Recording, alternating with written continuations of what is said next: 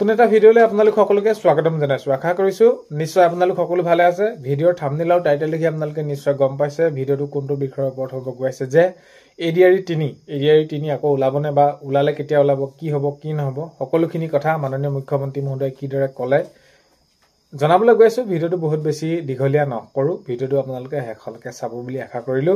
শেষত ভিডিঅ'টো চাই আপোনালোকৰ মতামত কমেণ্টৰ জৰিয়তে জনাবলৈ নাপাহৰিব। আৰু এইখিনিতে আপোনালোকক এটা অনুৰোধ কৰিম, চেনেলটোলৈ যদি আপোনালোক নতুনকৈ আহিছে চেনেলটো ছাবস্ক্ৰাইব কৰাৰ লগতে কাষতে থকা বেল আইকনটো প্ৰেছ কৰি অল কৰি দিব, যাতে নতুন এটা ভিডিঅ' দিয়াৰ লগে লগে আপোনালোকে আগতীয়াকৈ চাবলৈ পায়।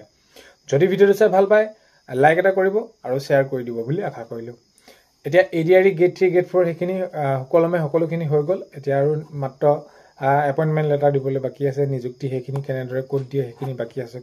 তাৰ সমান্তৰালকৈ যদি চাই এতিয়া শিক্ষকসকলৰ নিযুক্তি তেনেদৰে দি আছে। এতিয়া আছাম পুলিচৰ এইখিনি সকলোখিনি ৰিজাল্ট ওলাই গ'ল, এপইণ্টমেণ্ট দিব বাকী আছে, বা বিভিন্ন ধৰণৰ স্বাস্থ্য বিভাগৰ পৰা আৰম্ভ কৰি সকলোখিনি বিভাগতে এতিয়া প্ৰায় সম্পূৰ্ণ হৈ উঠিছে। এতিয়া নিযুক্তি মাত্ৰ দিবলৈ আছে। আৰু এতিয়া মাননীয় মুখ্যমন্ত্ৰী মহোদয়ে বিভিন্ন অনুষ্ঠানত যিদৰে অংশগ্ৰহণ কৰি তেতিয়া তাতো সেইখিনি যেতিয়া নেকি নিযুক্তিৰ কথা আহি পৰে তেতিয়া জনাইছে যে অসম আৰক্ষীটো আগন্তুক সময়ত আৰু 4,000কৈ অধিক পদ তেনেদৰে বিজ্ঞাপন ওলাব। আৰু যুৱক যুৱতীসকলক সেইখিনি কয় যে প্ৰস্তুতি চলাই থাকিবলৈ কয়, দৌৰা কাম বা ইত্যাদি যিখিনি যাৱতীয় কামখিনি কৰিব লাগে সেইখিনি সাজু হৈ থাকিবলৈ কয় যে আগন্তুক আৰু ভেকেঞ্চি ওলাব।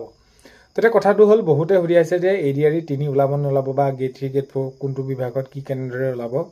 এইখিনি ক্ষেত্ৰত মাননীয় মুখ্যমন্ত্ৰী মহোদয়ে স্পষ্টকৈ ঘোষণা কৰিছে। আছাম পুলিচৰ ক্ষেত্ৰতে এইখিনি কৈছে, তো বাকী হওক ফৰেষ্ট বেটেলিয়ন হওক, ধৰি লওক শিক্ষকৰ ক্ষেত্ৰতে হওক, এডিআৰই গেট 3 গেট 4 ক্ষেত্ৰতে হওক, তো এইখিনি স্পষ্টকৈ কোৱা নাই যে এইটো বিষয়তে ওলাব, এডিআৰই গেট 3 গেট 4 ইমানখিনি ওলাব তো বা শিক্ষকৰ আকৌ ইমানখিনি ওলাব, সেইখিনি ক্ষেত্ৰত কোৱা নাই। কৈছে মাত্ৰ আছাম পুলিচৰ ক্ষেত্ৰত। আৰু এই যি এডিআৰই গেট 3 গেট 4 বিশেষকৈ বহুতে এতিয়া কৈ আছে গেট 3ৰ বাবে প্ৰস্তুতি, এডিআৰই 3ৰ বাবে প্ৰস্তুতি চলাব লাগে। প্ৰস্তুতি চলোৱাটো কোনো বেয়া কথা নহয়। বিভিন্ন ধৰণৰ এতিয়া আকৌ আগন্তুক সময়ত পৰীক্ষাসমূহ হ'বই, সেইখিনি ক্ষেত্ৰত প্ৰস্তুতি চলাই থাকিলে নিজৰ বাবে সুবিধা হয়। কাৰণ কেলৈ কম্পিটিশ্যনবিলাক বহুত বেছি হৈছে, তো সেইবাবে নিজেই যদি এতিয়াৰ পৰা প্ৰস্তুতি চলাই থাকে সঠিক সময়ত নিজেই ভবা মতে এটা ভাল ফলাফল পাব। এতিয়া কথাটো হ'ল কি, এডিআৰই 3 ওলাব নে নোলায়, তো মাননীয় মুখ্যমন্ত্ৰী মহোদয়ে জনোৱা অনুসৰি এইখিনি কোনো ধৰণৰ এডিআৰইয়ে যে ওলাব বুলি তেনেকুৱা ধৰণৰ নহয়। বিভিন্ন বিভাগত বিভিন্ন যি বিভাগ আছে সেইখিনি কিমান পদ খালী আছে কেনেদৰে আছে সেইখিনি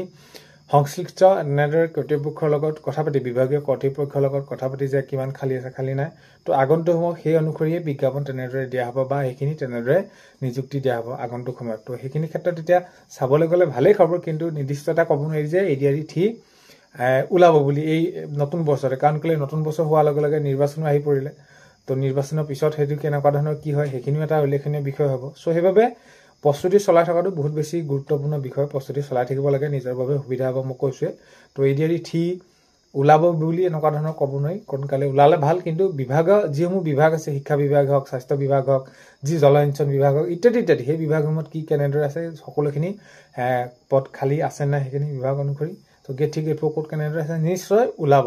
কিন্তু ওলোৱাৰ এতিয়া সম্ভাৱনা এইকেইদিনতে কম আছে, কাৰণ কেলৈ নিৰ্বাচন আহি পৰিব। ওলালেতো ভালেই, কিন্তু এই এডিআৰই 3 যেন ওলাব এতিয়া সেইখিনি ধৰণৰ কোনো মাননীয় মুখ্যমন্ত্ৰী মহোদয়ে কোৱা নাই।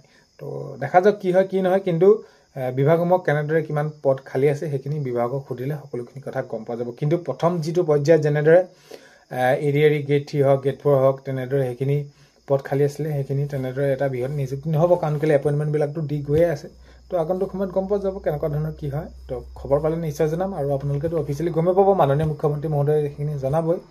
চ' সেয়াই আছিলে আগন্তুক সময়ত জনাম। ভিডিঅ'ৰ শেষলৈকে চোৱাৰ বাবে বহুতেই বেছি ধন্যবাদ। এইখিনিতে আপোনালোকক এটা অনুৰোধ কৰিম, চেনেলটোলৈ যদি নতুনকৈ আহিছে ছাবস্ক্ৰাইব কৰাৰ লগতে কাষত থকা বেল আইকনটো প্ৰেছ কৰি অল কৰি থ'ব, যাতে নতুন এটা ভিডিঅ' দিয়াৰ লগে লগে আপোনালোকে আগতীয়াকৈ চাবলৈ পায়।